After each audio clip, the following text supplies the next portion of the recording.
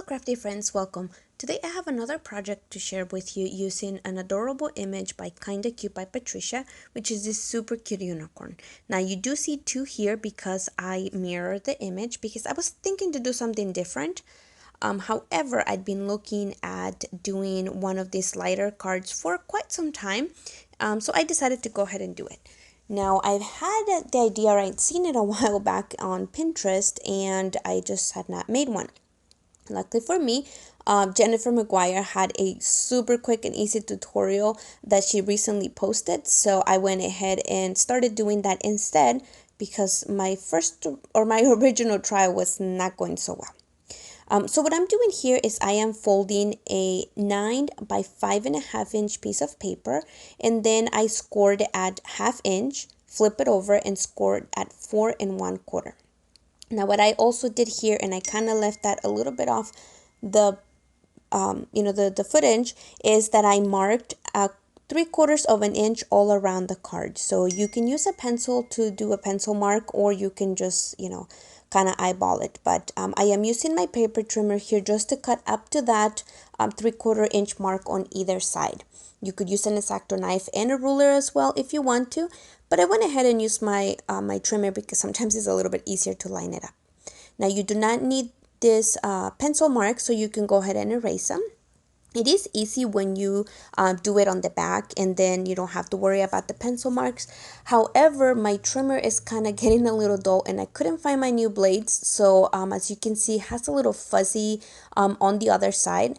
So that's why I cut it on the top. And this is like my second or third try.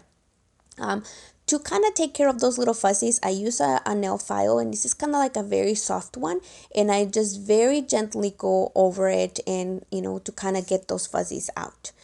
I didn't do go too much in detail to take them off, but I took most of them off. You are going to be needing 4 pieces of paper that are all going to be 4 inches long. One is going to be 2 3/4, 2 by 4, and then the other two are 1/2 inch by 4. And this is what's going to create your little mechanism to slide. So you can see here, you're going to insert that 2 inch, and then the second one, I was kind of getting a little confused. You actually put it right over the cut, but you're going to line it up to that 2 inch mark. The 1/2 inch strips, those are basically what you're going to be using to glue them together or to connect the two pieces. And I am adding some red tape here. You do want to use some strong double-sided tape, or if you use glue, you just want to make sure that it's something strong that's going to be holding it, because this is your mechanism that will be moving or going up and down quite a bit. So you are going to be gluing it, and I did use the red tape, but I also like to add a little bit of glue on whatever didn't fit, because this was 1/2 inch and my tape was only about 1/4 inch. So I am adding my glue here, and I'm going to be putting it all on both sides. So here you can see how I finish. Now this was a prototype that I made, and I actually kind of messed up a little bit because my stamping was not done directly onto the card. I had actually stamped my little images and fussy cut them out. Now that creates a little bit of a barrier when I was sliding my mechanism, and it kind of kept getting caught on that second unicorn, so I had to think of a different thing to do. So I started over again, but I didn't want to, let those images and those things go to waste. So I'm just reusing those that I had already lined up on my previous card, and I'm putting it here. Now on this one, if you want to add a different color or different paper as a background, you can do that before you add your slider mechanism, or you could even add it afterwards. It's okay. So here you can see I am going to be putting it together again by adding that mechanism or that second little unicorn that says hello friend.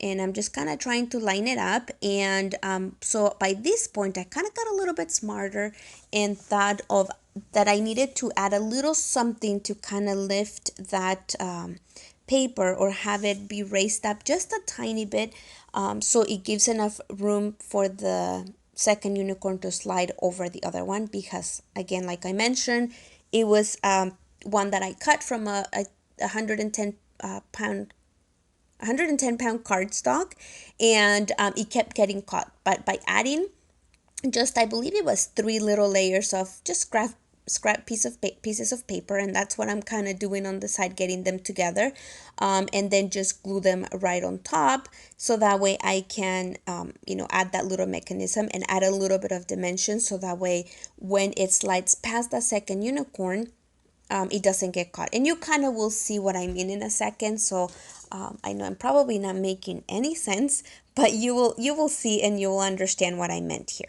Now this was just a trial and error, so just kind of bear with me as I'm going with it. But I thought I'd leave this here so that way you guys can see that it a lot of the times when I'm making the cards, it's not just easy peasy and then just go make them. I do have to go through a lot of fussing sometimes. So here I am adding that third layer onto these little strips that I created, so that way I can add them, to add that dimension. So I think the 3 layers was, perfectly fine to be added there. And I added them just on that 2-inch piece of paper at the beginning, but in a little bit you'll see that I actually ended up needing it on the other paper as well, because it was still getting caught just a tiny bit and I wanted it to be a little bit easier to go. So I am going to be leaving all of these details or some details on my blog, so if you guys want to go ahead and follow me there. This post is kind of bittersweet because today is my last day as a guest designer for Kinda Cute by Patricia. I do apologize here for the camera just kind of going out of focus a bit, but yeah, like I was saying, it is a little bittersweet. I am super honored that Patricia invited me to be a guest designer for her. And definitely, if you guys have not checked out her images, you can see that she has ton of super adorable images. And I've actually had this little unicorn in my stash for quite some time, so I'm glad that I finally got to use them. So now to create a little opening for you to be able to pull that slider mechanism, I am using my circle punch and then just kind of punching it there. By this point, like I said, I had already made one. I kind of eyeballed it to the center of the card and then just punched it out. But you can definitely measure it and center it so that way you can make sure it's good. You can also use a circle die if you have one, so that way you create that little opening. And then now what I'm doing here is just adding that double-sided tape again to the mechanism that I am going to be attaching them together with, like I showed you before. So I am just going to be putting them together. And this is where I actually realized that I needed to add a little bit more of a leeway onto that second little panel, the 2 3/4 inch panel. I needed to add a little bit of dimension there as well, so that way, my unicorn didn't get caught on the other one when I slide it. But you will see here in a second how it all goes. Now, I love making interactive cards, and this was super, super fun. And then you can see here, okay, I'm just trying to make sure that it doesn't get caught. And this is where I realized that it was still getting caught just a tiny bit. And what I needed to do is that, the little extra cushion of 3 layers that I added onto the bottom part, I actually needed to add a little bit to that top one as well. So that way, it didn't get caught. So no problem. I decided to not start the whole thing over. So yeah, it looks kind of messy and ugly here, the inside of the card. But however, the person that receives this will never know. Unless it's somebody who watches my videos, then they will know. But you know what? It's all a learning process. And this is where I am adding those little layers again of the three little layers. And I'm just making sure that I line up my papers again. And then I'll just, go back and glue it, and it'll be like nothing ever happened. So here we are adding it. And so if you decide to do this, or if you wanted to add a little bit of dimension, you could probably add foam tape as well, which I thought of doing. However, I didn't want it to be too thick because the foam tape is a lot thicker than just a cardstock, and I didn't want it to have that much dimension. So I decided to just add just a little bit of that using those 3 little layers of just little scraps of paper. I hope that you guys enjoyed my guest design series with Kinda Cute by Patricia. I had a lot of fun, so thank you so much, Patricia, for inviting me to be a guest designer. I will be posting this on her Facebook page, so make sure that you guys join it if you haven't joined. There is challenges, so she has them every month, and you have the opportunity to win free stamps. So here you can see it's working perfect. So now the only thing why it gets a little wobbly still is because it's not lined up, so it's still holding, but we're gonna use that 1/2 inch flap on the right side to kind of close our card together, and that's kind of what I'm getting ready to do. I'm here to just add it onto the glue onto it so we can close it. So I apologize, but I kind of left these to be a little bit or as much as of real time as I could. So here you can see that once you close it, it is going to be easy to slide. So now before I sealed everything, I wanted to make sure that this was going to work and it was going to be my final one. So all you have to do is pull that little blue flap over your pink one or whatever other color you choose, so that way you slide it. So don't glue it, because if you glue it underneath, it'll seal it shut and you won't be able to open it. So here I was trying to show you how I needed that little extra space because that's where it was getting caught before, but I went ahead and fixed it, no problem. So here again, I'm going to be adding some of that strong tape, and I'm using this red tape. This is pretty strong tape. It was a little wider than the score tape that I have because I think my score tape is 1/8 of an inch. So this is about 1/4 inch, a little bit wider, which is a lot easier. But as you can see, I don't know. I always like to add a little bit extra, so I'm still adding that little strip of glue just to make sure that everything gets glued and it's there in the section. Okay, so now just making sure that I don't glue it over my pink piece of paper, so make sure that the pink piece of paper stays behind it so you're able to slide it. And now you can just close it shut. Now it could probably be easier if I had added the glue onto the top flap, but you know what? We're all learning. So here you have it. Now I have it all glued and you can see how easy it is to slide it. Isn't it super adorable? Oh my gosh, I can see myself making a lot more of these, so I hope that you guys give it a try. And I'll leave Jennifer McGuire's link below to her video because you'll probably understand her better. But yeah, she's the expert at making all of these super fun techniques, and I'm so glad that she actually made a video because I didn't have to guesstimate it like I usually do by just looking at a picture and trying to guess how it worked. Now I'm using this stamp set by Simon Says Stamp to use some of the sentiments. I wanted it to be a little bit of a friendship card, so I am using this one that is called, I believe it's the Beautiful Flower Set, and it just has a couple of little friendship images.